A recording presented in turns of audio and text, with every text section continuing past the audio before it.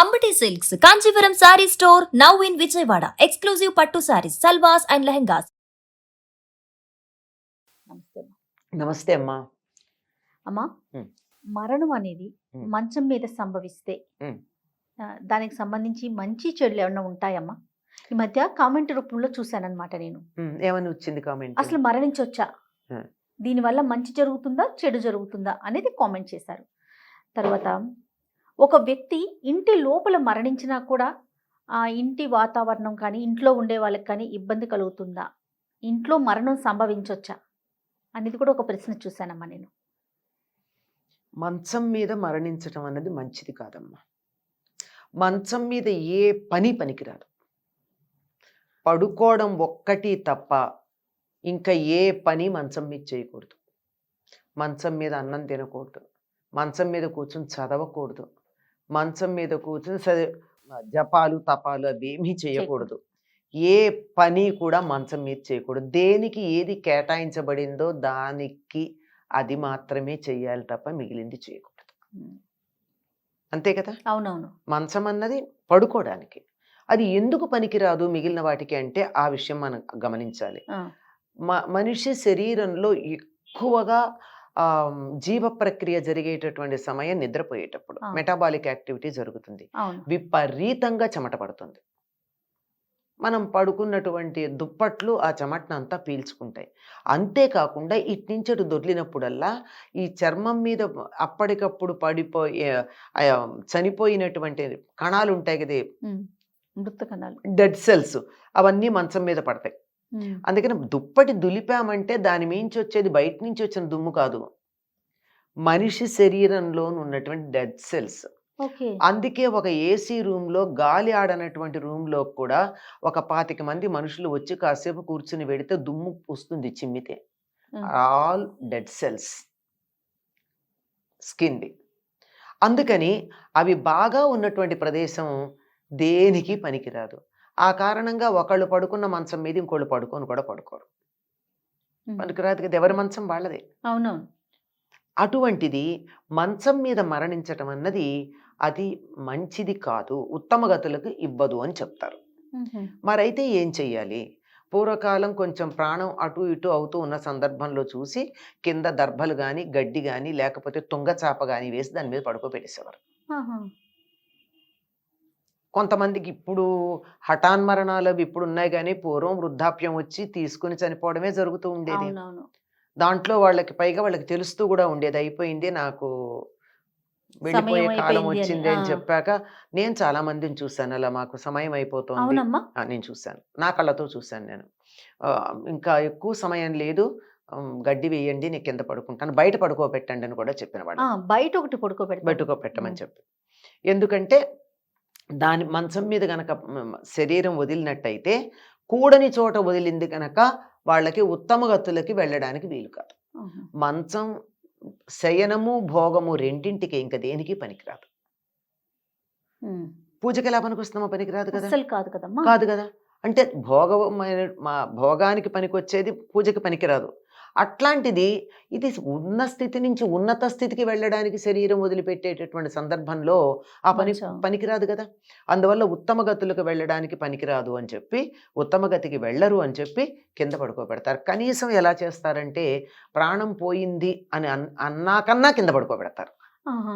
తెలిస్తే ముందే పడుకోబెడతారు. లేదంటే కనీసం ప్రాణం పోయింది అన్నాకన్నా మంచం మీద ఉంచకూడదు. ఒట్టి బట్ట ఉండాలి, గడ్డు. అసలు బట్ట లేకపోయినా గడ్డి మీదనే పడుకోబెట్టాలి. గడ్డు మనకు అప్పటికప్పుడు దర్భాలు దొరకవు.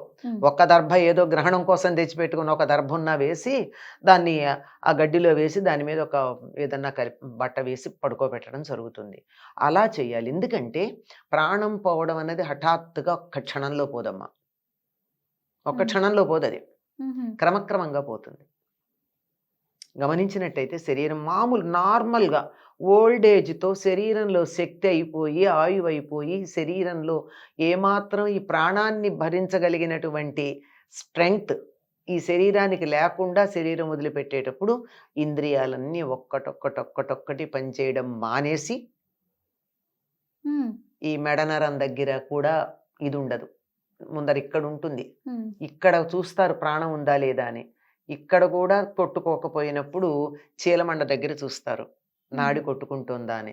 అక్కడ కూడా కొట్టుకోవడం మానేసిందంటే ఇలా కంటి రెప్ప ఎత్తి చూస్తారు కనుపాపలో కదలికుందా అని.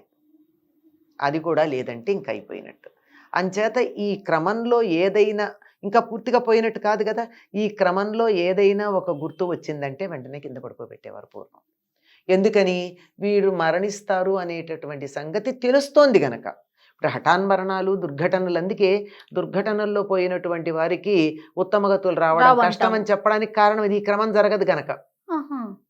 ఈ క్రమంలో శరీరం నెమ్మదిగా వదిలేటటువంటి ప్రక్రియ జరుగుతోంది. ఈ జరిగేటటువంటి అప్పుడు ఇలా అవుతుందన్నమాట.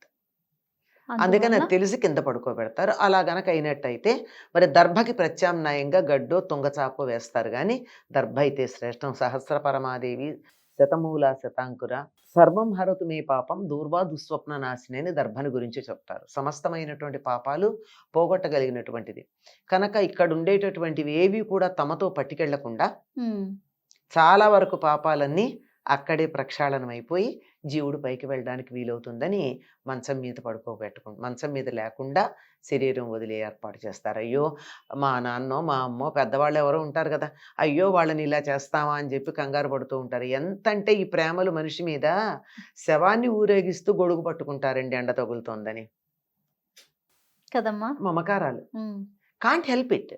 అలా అనిపిస్తుంది అయ్యో అని.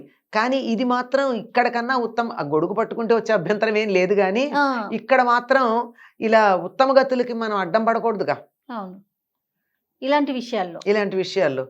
అందుకని వాళ్ళకి మంచి గతి జరగాలి, ఇంతకన్నా ఉన్నత స్థితికి వెళ్ళాలి అనే సంకల్పం ఉన్నప్పుడు వాళ్ళని ఆ విధంగా చేయడమే సరైనటువంటి పద్ధతి.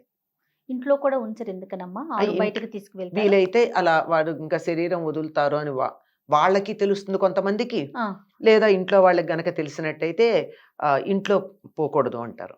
ఎందుకంటే శరీరం వదిలిన చాలా కాలం పాటు 12 రోజుల పాటు ఆ జీవుడు అక్కడే తిరుగుతూ ఉంటాడు. పాపం ప్రయత్నం చేస్తాట శరీరంలో రావాలని. అందుకే ఎక్కువ కాలం ఉంచరు శరీరాన్ని. ప్రాణం పోయిన తర్వాత కూడా కొంచెం సేపటికి కాలో వేలో కదులుతూ ఉంటుంది శవంలో. ఎందుకంటే ఈ జీవుడు ప్రయత్నం చేస్తాడు ఆ శరీరంలో ప్రవేశించటానికి, కానీ వెళ్ళలేడు. ఇంపాసిబుల్. మనం టూత్ పేస్ట్ లోంచి బయటకు వచ్చిన పేస్ట్నే టూత్ పేస్ట్ లోకి ఆ ట్యూబ్ లోకి ఎక్కించలేము. బయటకు వచ్చిన ప్రాణాన్ని శరీరంలోకి ఎలా పంపగలమమ్మా? అవునమ్మా. నేను బ్యాడ్ ఎగ్జాంపుల్ చెప్పాను కానీ అర్థం కావడం కోసం చెప్పింది అది. అట్లాంటిది. కానీ ప్రయత్నం చేస్తే మాత్రం కదలిక అయితే ఉంటుంది. అట్లాంటివి అంటే జస్ట్ ఎక్కడో వేలు కదిలినట్టు అట్లా అనిపిస్తూ ఉంటుంది. భ్రమేమో అనుకుంటాం, కాదు నిజంగానే కదులుతుంది. ఆ జీవుడు వచ్చి ప్రయత్నం చేస్తూ ఉంటాడు. ఇంపాసిబుల్. అట్లాంటప్పుడు అక్కడ గనక ఉన్నట్టయితే ఆ చైతన్యం మన చైతన్యంలో కొద్ది డిస్టర్బెన్స్ కలిగించే అవకాశం ఉంది. పిల్లలు భయపడుతూ ఉంటారు. అట్లాంటివి అలాంటి డిస్టర్బెన్సెస్ లేకుండా ఉండడానికి అందులో కొన్ని నక్షత్రాలు మంచివి కాదంటారు. ఏదో ధనిష్టా పంచకం అని చెప్తారు. అలాంటి నక్షత్రాల్లో గనక వాళ్ళు శరీరం వదిలితే 6 నెలల పాటు వాటిని మూసేసి ఉంచుతారు. అందుకని అలా మూసేసి ఉంచాల్సిన సందర్భం వస్తుంది గనక ఏ నక్షత్ర సమయంలో పోతారో ఎవరికి తెలుసు. అవును. అందుకని బయట పెట్టడం అన్నది చేస్తారమ్మ, ఇంట్లో ఉంచకుండా. అది ఇంటిని మూసేసి ఉంచాలి. పాడు పెట్టడం కాదు, మూసేసి ఉంచాలి. చాలా తేడా ఉంది రెండింటికి. అవునవును. అదే. నమస్తే. నమస్తే అమ్మ.